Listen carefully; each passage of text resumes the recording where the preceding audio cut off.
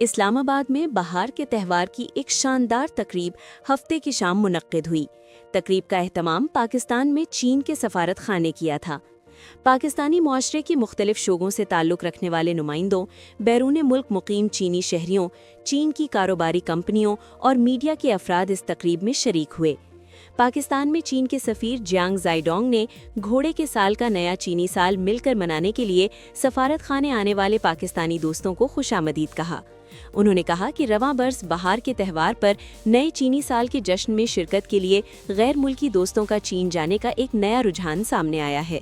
सफ़ीर ने कहा कि इन दोस्तों ने चीन में पुरसकून, हम आहंग और खुशगवार माहौल में लजीज खानों, दिलकश मनाजिर और यादगार लम्हात से भरपूर लुत्फ उठाया।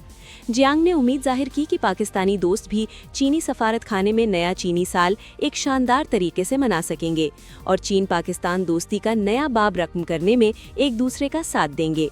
पाकिस्तानी हुकूमत की जानिब से पेट्रोलियम के वजीर अली परवेज़ मलिक ने चीनी अवाम को बहार के त्यौहार की मुबारकबाद दी। उन्होंने नए साल में चीनी दोस्तों और चीन की तरक्की में कामयाबी के लिए नेक ख्वाहिशात का इजहार किया। तकरीब में शरीक मेहमान चीनी चाय के फ़न से लुत्फ़अंदोज़ हुए। उन्होंने डम्पलिंग बनाना सीखा और मौके पर मुख्तलिफ सकाफ़ती परफॉर्मेंसेस भी देखीं।